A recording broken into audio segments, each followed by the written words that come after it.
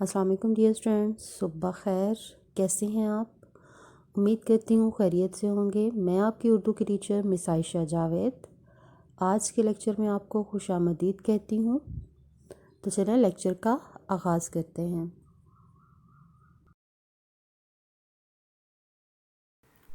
7th class, آج ہم آپ کا نیا سبق شروع کریں گے، نظم و ضبط۔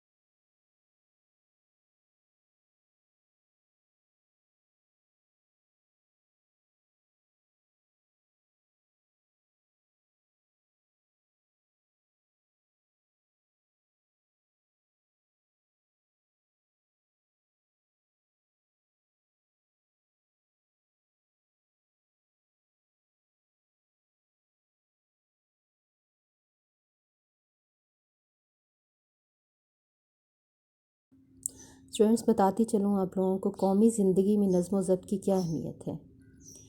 لفظ نظم یا ضبط اس قدر اہمیت کا حامل ہے کہ ہر کہیں اس کی موجودگی محسوس ہوتی ہے۔ جہاں پر نظم نہیں، وہاں پر افراتفری اور غلط نتائج ہی نظر آئیں گے۔ دنیا کا ہر کام کسی نہ کسی ضابطے یا قاعدے کے تحت ہوتا ہے۔ یہ زمین و آسمان، یہ چاند ستارے اور سورج کسی نظام کے تحت کام کر رہے ہیں۔ یہ سب کسی قاعدے یا قانون کے تابع رہ کر چل رہے ہیں۔ سورج کی گرمی، اس کی چمک، چاند کی دمک،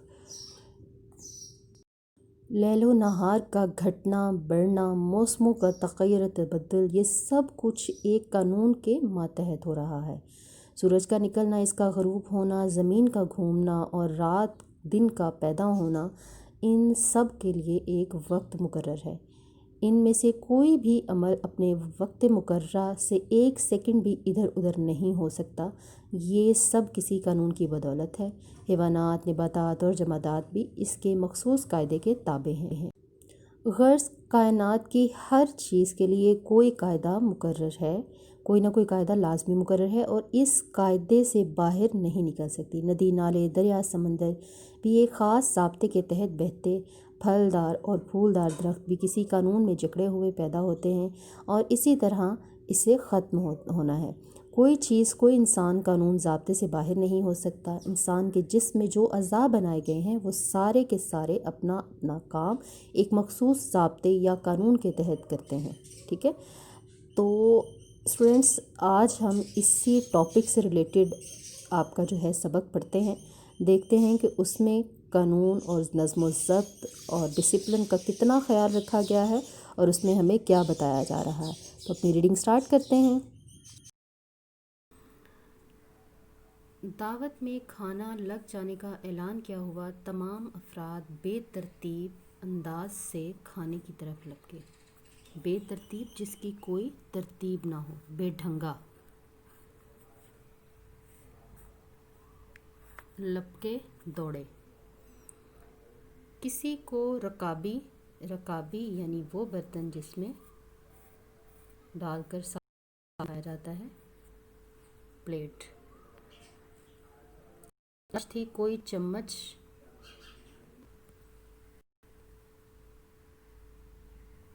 چمچ یا چمچہ تلاش کر رہا تھا، جب کہ تجربے کار افراد پہلی ہی جست میں رکابیاں لے کر کھانے کے ڈونگوں کی طرف دوڑ لگا چکے تھے۔ پہلی ہی حرکت۔ اب جو ڈش کے قریب تھا، وہ کیا بوٹی، کیا سالن، کیا چاول، سب کچھ اپنی رکابی میں ڈالنے کے درپے تھا۔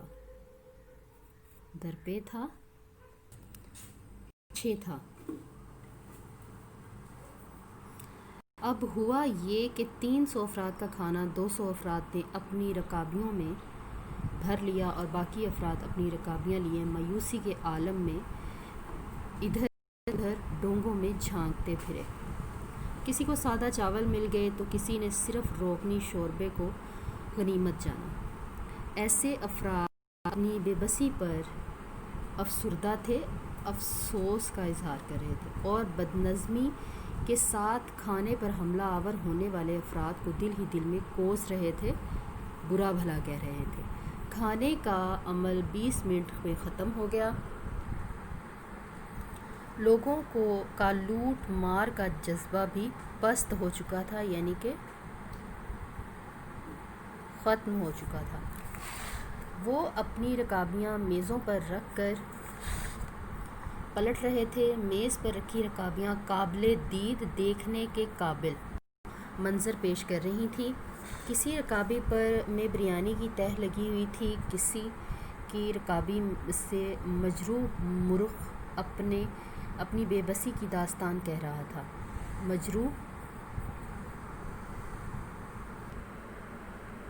مجروح یعنی زخمی حالت کا، اپنی بے بسی کی داستان کہہ رہا تھا۔ کسی رکابی میں سلاد دہائی دے رہی تھی اور کہیں بادام پستوں سے مرصع سجا ہوا گاجر کا حلوہ یہ فریاد کر رہا تھا، مجھے یوں کچرے پر ڈالے جانے کے لیے تو اتنے اہتمام سے تیار نہ کیا گیا تھا۔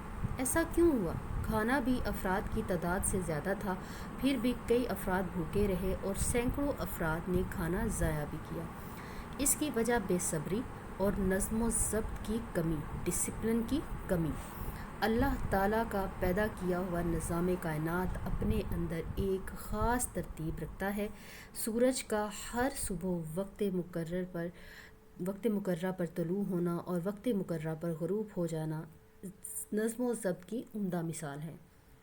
چاند کے گھٹنے بڑھنے میں بھی ایک ترتیب دکھائی دیتی ہے۔ اسی طرح موسموں کا تغیر و تبدل یعنی کہ موسموں کی تبدیلی بھی ہمیں نظم و ضبط سکھاتا ہے۔ نظم و ضبط حسن ترتیب کا دوسرا نام ہے۔ جو لوگ نظم و ضبط کی پابندی کرتے ہیں، ان کے ہر کام میں ایک سلیقہ اور ترتیب نظر آتی ہے۔ اس کے برعکس وہ لوگ جو نظم و ضبط سے عاری ہوتے ہیں، ان کی زندگی میں کسی قاعدے یا قانون کی پابندی نظر نہیں آتی۔ ایسے لوگوں کی زندگی بے سلیقہ اور بے ترتیب گزرتی ہے۔ زندگی کے ہر شعبے میں نظم و ضبط کی پابندی ضروری ہے۔ دعوت کا معاملہ ہو یا ٹکٹ خریدنے کا، کسی محفل میں بیٹھنے کا، لوگ نظم و ضبط کو بھلا بیٹھے ہیں۔ ہم ٹکٹ قطار میں لگ کر لینا کسرِ شان یعنی کہ اپنی شان کے خلاف سمجھتے ہیں۔ بس میں جب تک ایک دوسرے کو دھکے نہ دے کر چڑھا جائے، لوگوں کو مزہ ہی نہیں آتا۔ بل درست کرانا ہو یا دفتر میں کسی سے کام کی بات کرنا ہو، ہماری سوچ یہ ہوتی ہے کہ تمام افراد کا نمبر کاٹ کر سب سے پہلے اپنا کام نکال لیں۔ یہی اصولوں کی پاسداری کو داغ لگتا ہے تو لگتا رہے، لیکن ہمارا کام سب سے پہلے ہو جائے۔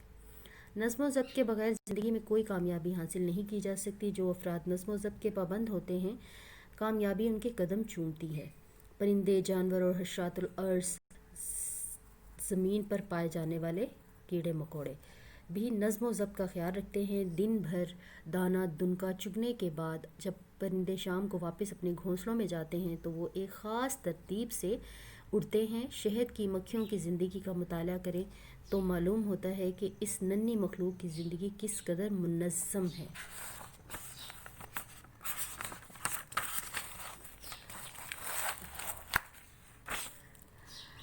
ضابطہ ہے، چیونٹی کمزور اور ننھی مخلوق ہے، لیکن قطار کی خلاف ورزی کرتی بمشکل ہی نظر آئے گی۔ زمین پر چلنے والے اکثر جاندار خاص ترتیب سے چلتے اور اپنے متعین کردہ ضابطوں کی پابندی کرتے ہیں۔ ضابطے یعنی قوانین، ضابطوں کی قوانین کی پابندی کرتے ہیں۔ اسلام بھی نظم و ضبط کا درس دیتا ہے۔ مقررہ اوقات میں نماز پنجگانہ کی ادائیگی نظم و ضبط کی بہترین مثال ہے۔ ایک امام کی قیادت میں سب کا ایک ساتھ رکوع و سجود کرنا حسن ترتیب کا اعلیٰ نمونہ پیش کرتا ہے۔ رمضان کے مقدس مہینے میں روزے رکھنا، سحر تا افطار کچھ نہ کھانا پینا نظم و ضبط کا پیغام دیتا ہے۔ حج کا فریضہ بھی خاص ایام میں انجام دیا جاتا ہے۔ مختلف ممالک سے تعلق رکھنے والے لاکھوں مسلمانوں کا ایک ہی لباس میں ہونا نظم و ضبط کا احساس دلاتا ہے۔ آپ صلی اللہ علیہ وآلہ وسلم جب نماز کے لیے کھڑے ہوتے تو سب سے پہلے صفیں سیدھی کراتے۔ یہ کام ایک ترتیب و تنظیم کا احساس دلاتا ہے۔ اسی طرح جس طالب علم کی زندگی میں نظم و ضبط کار فرما ہوگا، یعنی کہ وہ نظم و ضبط کی پابندی کرتا ہوگا، وہ ہر روز ایک خاص ترتیب سے سارے کام کرے گا۔ اس کے صبح جاگنے، نماز پڑھنے، ورزش کرنے، ناشتہ کرنے، اسکول جانے، آنے جانے، آرام کرنے، کھیلنے اور کام کرنے کے اوقات مقرر ہوں گے۔ اس وجہ سے اسے امتحان میں کوئی پریشانی نہیں ہوگی۔ اس کے برعکس ایک ایسا طالب جس کی زندگی میں نظم و ضبط نہ ہوگی، زندگی کے ہر امتحان میں پریشان ہو جاتا ہے۔ یہاں کھیلوں کی مثال بھی پیش کرتے ہیں۔ جس ٹیم کے کھلاڑی بہتر نظم و ضبط مظاہرہ کرتے ہیں وہ ٹیم کامیاب رہتی ہے۔ اس کے برعکس نظم و ضبط سے محروم ٹیم شکست سے دوچار ہو جاتی ہے۔ شکست یعنی ہار۔ دنیا کے عظیم لوگوں کی زندگی کا جائزہ لیں تو ہمیں معلوم ہوگا کہ ان عظیم ہستیوں نے نظم و ضبط کو سختی سے اپنائے رکھا۔ نظم و ضبط کی پابندی کے باعث انہیں کامیابیاں ملی، ان کے نام سنہرے حروفوں میں لکھے گئے۔ ہمارے عظیم قائد اعظم محمد علی جناح کی زندگی اس کی بہترین مثال ہے۔ انہوں نے اپنے ایک فرمان میں اتحاد اور ایمان کے ساتھ تیسری بات پر زور دیا اور وہ یہی نظم و ضبط ہے۔ قائد نے اپنی زندگی اسی اصول کے تحت گزاری اور ایک عظیم مقصد میں کامیابی حاصل کی۔ کامیاب انسان بننے اور پاکستان کو ترقی کی راہ پر چلانے کے لیے ہمیں زندگی کے ہر شعبے میں قائد اعظم کے اس فرمان پر دل و جان سے عمل کر کے نظم و ضبط کو اپنا شعار بنانا ہوگا۔ شعار کا مطلب ہوتا ہے رکھ رکھاؤ، طریقہ، سلیقہ، ٹھیک ہے، طریقے کو اپنانا ہوگا۔ جی اسٹوڈنٹس، یقیناً ہمیں نظم و ضبط کا خیال اپنی ڈیلی روٹین میں بھی رکھنا چاہیے، اپنی روزمرہ زندگی میں رکھنا چاہیے۔ اب آپ نے کیا کرنا ہے، آپ نے اس کے الفاظ معنی کا ہوم ورک کرنا ہے اور اس کے علاوہ کتاب پر موجود صفحہ نمبر 29 سوال نمبر 2 ہے، سبق کے مطابق درست جواب پر ٹک کا نشان لگائیے۔ یہ آپ نے کتاب پر حل کرنا ہے، ٹھیک ہے۔